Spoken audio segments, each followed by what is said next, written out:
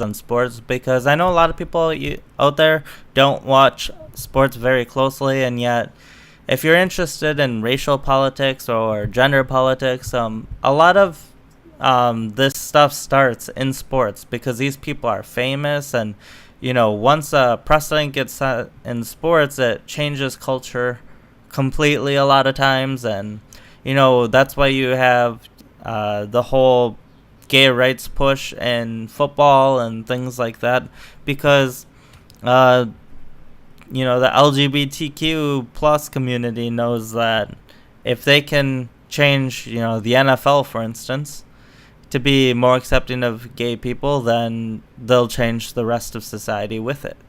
So, and sometimes these issues are on the right side of things, and sometimes they're not. For instance, the women's soccer lawsuit was not on the right side. The women's soccer did not deserve to be paid more. In fact, there's actually discrimination against the men's team now because they're subsidizing the women's team.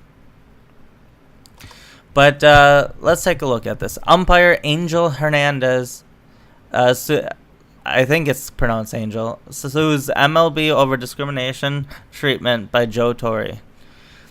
Now, Joe Torre is somebody who, well, he played for a while, but he's best known for being a New York Yankees manager. And then he went to the LA Dodgers, and now he is an executive in the Major League Baseball as a chief baseball officer since 2011. So the ump is suing the league and the commissioner's office, alleging that a long simmering personal vendetta between him and Joe Torre, as well as racial discrimination, has hindered his career advancement. And I think this lawsuit is making a mistake, honestly. Well, I guess I don't know the details as well as his lawyer, but if you're saying it's a personal vendetta, then isn't it going to be more likely to be that personal vendetta than racial discrimination? It kind of seems like, my career advancement was hindered because of this guy, and I'm going to throw in racial discrimination just because. That's what this seems like.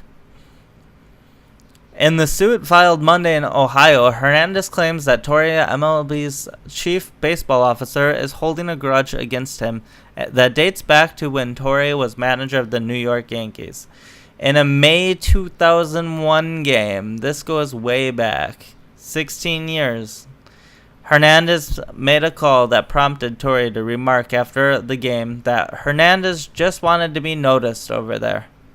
According to multiple reports, Hernandez says in his complaint that since Torre joined the league's front office in 2011, the notion that Hernandez just wanted to be noticed permeated Hernandez's yearly evaluations, as did Torre's general negative attitude towards Hernandez. Well, we'll have to see what the details are on that, but that's basically the heart of the lawsuit. The Cuban-born Hernandez, who is in his 24th year as a major league ump, further contends that MLB is not doing an adequate job of promoting minority umpires. Oh God. What's this based on? I just cringe when I read this kind of stuff. There is some racism, but there's been so much in the workplace, but there's been so many false accusations of it where people are quite clearly just trying to abuse the law, and that I just cringe when I hear it now. But maybe this is the one. So maybe this is one of those actual discrimination cases. So let's read on and find the details. Hernandez's suit states that none of the 23 umpires who have been promoted to crew chief since 2000 has been a minority.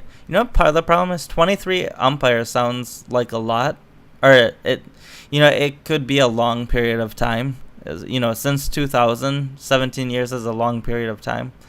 But 23 umpires is actually not that many. It's, you'd not do any sort of study based on 23 umpires. It would be way too small of a pool.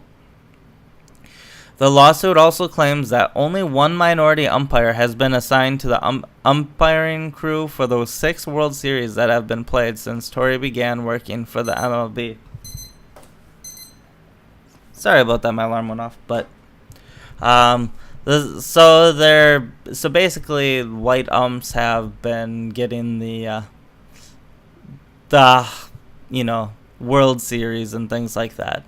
The selection of these less qualified white individuals over Hernandez was motivated by racial, national origin, and ethnic considerations, the lawsuit states. Now that sounds potentially reasonable, right? Except when I read a little nugget for you. So, how good they're saying that these white individuals are less qualified. So where does Hernandez, the one issuing this lawsuit, fall in the pool of umpires? 81st of 91 umpires. That's where he is on correct call percentage on the year. 81st, and he wants to be the head ump. No, this isn't a whole, career, but you're choosing the year you're in 81st to be making this lawsuit. Of course, they're not promoting you right now. You suck. Now, I don't have the statistics for all of the years he has been, but if he's 81st this year, he might not have been, league leading all the other years also. So, just a thought. But who knows? Maybe he was. If he was league leading all those other years, he should have been the MLB head. Additionally, in June, Hernandez filed 2 discrimination charges with the Federal Equal Employment Opportunity Commission. Hernandez, who says he has seen other less experienced, generally white umpires promoted ahead of him, is looking for back pay as promotions and World Series assignments feature greater financial compensation. Yeah, they might be less experienced, but that doesn't mean that they're less qualified.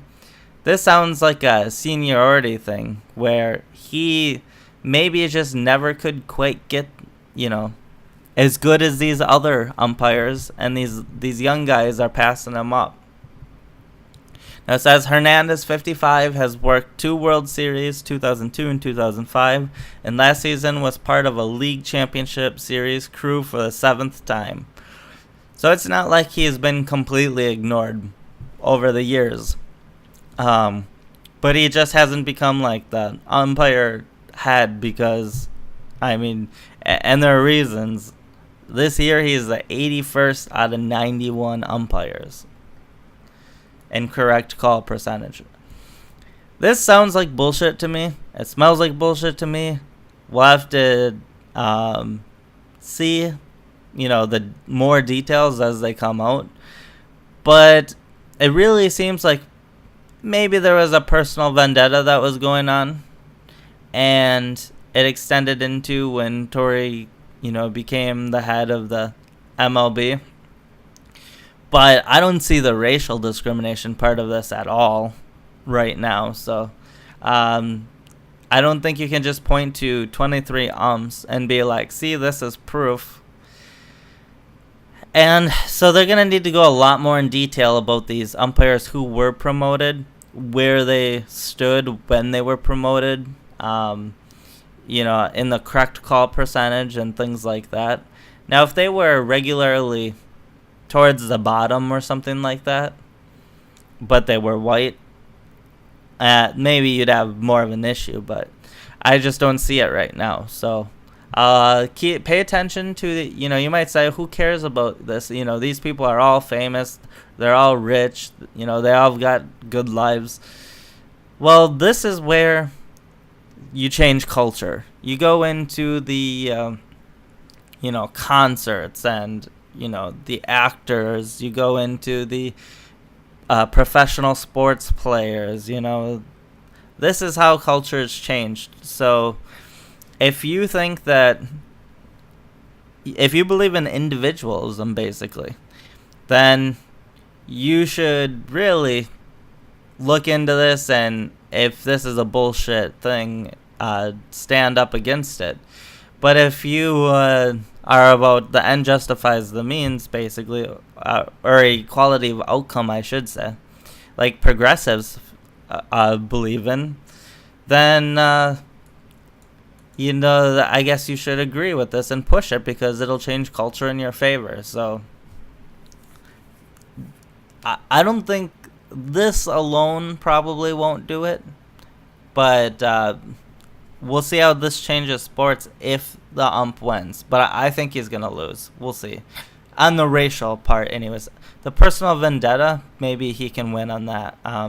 I will say, though, that if he thought that, if he thought a specific way about an umpire as a player, or as a manager, and then he got promoted to the head of MLB, he's going to continue to think that way.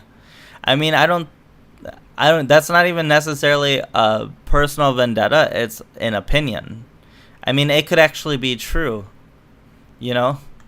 that maybe he makes these big calls to kind of be in the limelight. Maybe that's actually true.